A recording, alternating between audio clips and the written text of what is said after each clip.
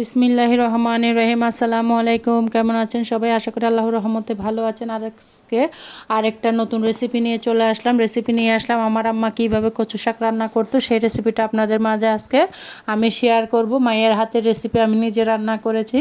আশা করি রেসিপিটা আপনাদের কাছে ভালো লাগবে। যদি ভালো লাগে লাইক কমেন্ট শেয়ার করবেন আর ভিডিওটা স্কিপ না করে দেখার অনুরোধ রইল।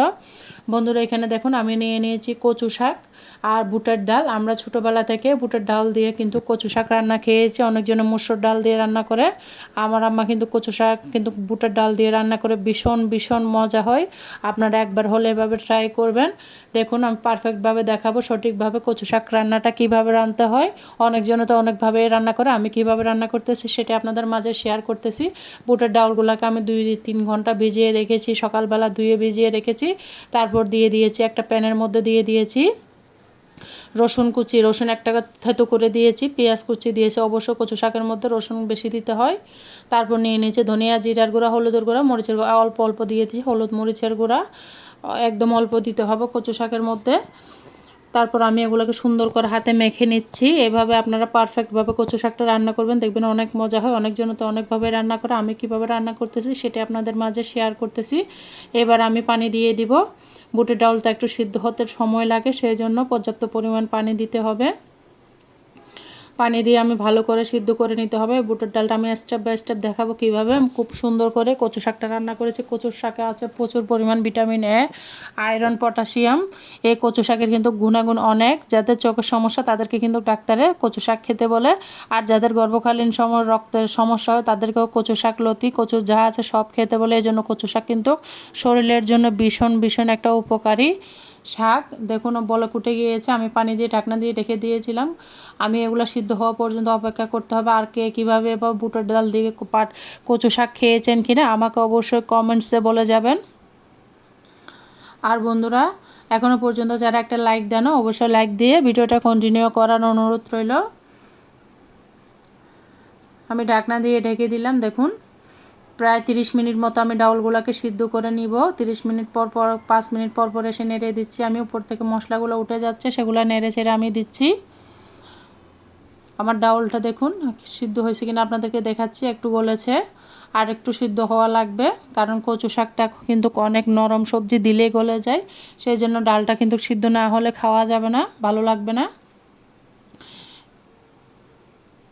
আমি একদম মাঝামাঝি বেশি গলাবো না, একদম মাঝামাঝি রাখবো। দেখতে থাকুন ভিডিওটা, আপনাদের কাছে আশা করি ভালো লাগবে আর আপনাদের উপকারও আসবে। এভাবে একবার হলেও ট্রাই করবেন। বুটের ডাল দিয়ে পাট শাক, অনেক কচু শাক অনেক মজা, অনেক মজা। আমার আম্মা কিন্তু এইভাবেই রান্না করতো। আর আপনারা এইভাবে বুটের ডাল দিয়ে কচু শাক কিনা সেটাও কমেন্টসে বলে যাবেন। দেখুন এই পর্যায়ে আমার ডালটা একটু গলে গিয়েছে। বুটের ডালটা কিন্তু অনেকগুলো ডাউল কিন্তু তাড়াতাড়ি গলে যায়। আমার এটা হচ্ছে ডাবলিও বা মুটো যেটা আছে ওটার ডালটা দিয়েছি, আমি ছোলার ডাল দিই নাই। আপনারা চাইলে ছোলার ডাল বা মুসুরের ডাল দিয়ে রান্না করতে পারেন। এরপর যে আমার ডালটা সিদ্ধ হয়ে গেছে, আমি যে কচু শাকটা এটা কিনে এনেছে বাজার থেকে, কচু শাকের ডিগি বলে, বা কচু শাক কচি যেগুলো আছে ওগুলো কিনে এনেছে। খুব মজা হয়। এই বড় বড় পাতাগুলো কিন্তু খেতে তেমন স্বাদ লাগে না। এটা হচ্ছে বাচ্চা বা ডিগি যেটা বলেন, আমরা চট্টগ্রামের মানুষ এটাকে ডিগি বলি, কচুর ডিগি বলি। দিয়ে দিলাম, অনেক মজা হয়। ছোটো ছোটো কচি কচি পাতাগুলো দিয়ে কিন্তু কচু শাক রান্না করলে ভীষণ ভালো লাগে। বড় বড় পাতাগুলো কিন্তু সিদ্ধ হতে চায় না, এই জন্য ভালো লাগে না।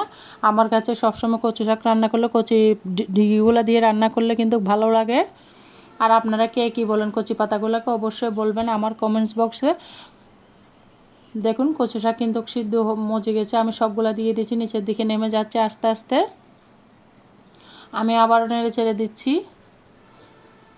উপরের গোলা নিচে দিয়ে দিচ্ছি, কারণ ভালো মতো না হলে সিদ্ধ হবে না। আর বন্ধুরা, আপনাদের সুন্দর সুন্দর কমেন্টস পেয়ে আমার কিন্তু ভীষণ ভালো লাগে। বন্ধুরা যেভাবে সাপোর্ট করতেছেন অবশ্যই সাপোর্ট করবেন ইনশাল্লাহ। আমি সবাইকে সাপোর্ট করব, সবার পাশে আসি থাকবো। এটা হচ্ছে কচু শাক রান্নার পারফেক্ট নিয়ম। আর আপনারা কিভাবে রান্না করেন সেটাও বলে যাবেন। আমরা ছোটোবেলা থেকে কিন্তু এভাবে কচু শাক রান্নাটা শিখেছি আমার আম্মা থেকে। আমার হাতের কচু শাক কিন্তু আমার আম্মার মতো স্বাদ হয়, অনেক মজা লাগে খেতে। আমার যারা তা খেয়ে অনেক প্রশংসা করতো। যখন আমরা যৌথ ফ্যামিলি ছিলাম, আমার শ্বশুর থাকতো, যখন রান্না করতাম তখন অনেক পছন্দ করতো এই কচু শাক রান্নার রেসিপিটা। যখনই রান্না করতাম ওনারা সবাই খুব পছন্দ করতো কচু শাক রান্নার রেসিপিটা।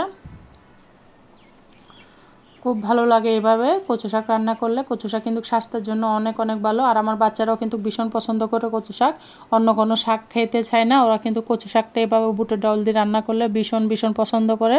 আমার দু বাচ্চারাই খায়, অন্য কোনো সবজি কোনো শাক খাবে না ওরা, কিন্তু কচু শাকটা খুব মজা করে খায়। এই জন্য বাচ্চাদের জন্য এইভাবে মজা করে ঝাল কম দিয়ে রান্না করলে বাচ্চারা কিন্তু ভীষণ মজা করে তৃপ্তি করে খাবে। আমি বারবার নেড়ে চেড়ে দিচ্ছি, উপরেরগুলো নিচে দিচ্ছি। এগুলো কচি পাতা, হতে বেশি সময় লাগবে না আমার। দেখুন সিদ্ধ হয়ে আসছে, কালারটা একটু খুব সুন্দর এসেছে। এইভাবে কিন্তু ঘুটে যাবে, আমি কোনো ঘুটনি দিয়ে ঘুটতে হবে না। আমি এভাবে একটা খুন্তির সাহায্যে এভাবে নাড়াচাড়া করলে কচু শাকগুলো একদম গলে যায়, কোনো ঘুটনি লাগবে না, কিছু লাগবে না। এভাবে নাড়াচাড়া করলে কিন্তু কচু শাকটা মিশে যাবে।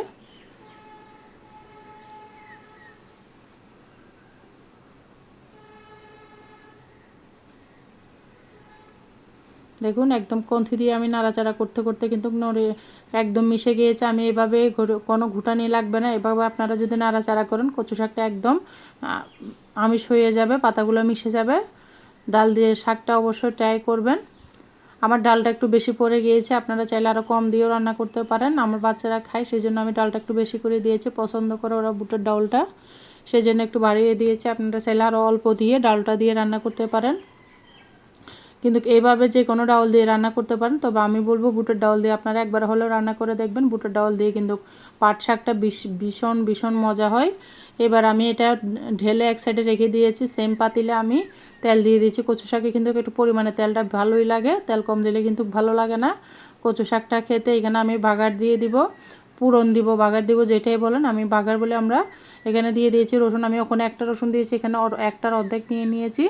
শুকনো মরিচ নিয়ে নিচ্ছি। এখানে আমি কোনো পেঁয়াজ ব্যবহার করব না, কারণ যখন বাগার দিই তখন রসুনের স্যান্টটা চলে যায় পেঁয়াজটা দিলে, সেই জন্য আমি রসুন আর শুকনো মরিচের যে একটা সুন্দর ফ্লেভার আছে সেটা দিয়ে বাগার দিয়ে নিব, একদম লাল লাল করে ভেজে নিব। বন্ধুরা আমি একা হাতে ধরে ক্যামেরাটা ধরে ভিডিও করি, সেই জন্য অনেক সময় ভিডিওটা নাড়াচাড়া করে, সেই জন্য তোমরা ক্ষমার দৃষ্টিতে দেখবা। আর ভয়েসের মাঝে যদি আমার কোনো ভুল ত্রুটি হয় অবশ্যই সবাই ক্ষমার দৃষ্টিতে দেখবা। একা একা ভিডিও করি সেই জন্য ক্যামেরাটা নাড়াচাড়া করে।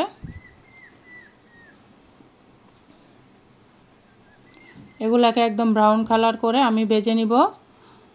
ভালো করে ভেজে নিতে হবে, না হলে একটা সুন্দর ফ্লেভার পাবেন না। অবশ্যই ব্রাউন কালার করে ভেজে নেবেন। এই পর্যায়ে আমার ভাজা হয়ে গেছে, আমি কচু শাকগুলা ঢেলে দিব। দেখুন খুব সুন্দর করে গুটা হয়ে গেছে, কোনো গুটনি লাগে নাই।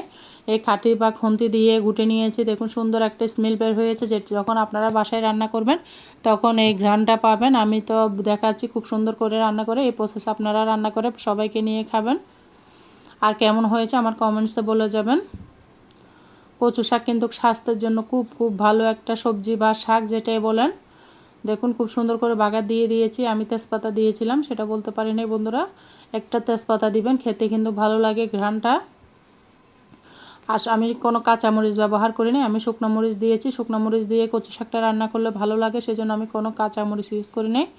এই পর্যায়ে আমি দিয়ে দিব টালা জিরার গুঁড়া। এটা রাঁধুনি মাংসের মশলাতে টালা জিরা থাকে, সেটা নিয়ে এসেছি। টালা জিরার গুঁড়াটা দিলে কিন্তু শেষ পর্যায়ে অনেক ভালো লাগে খেতে।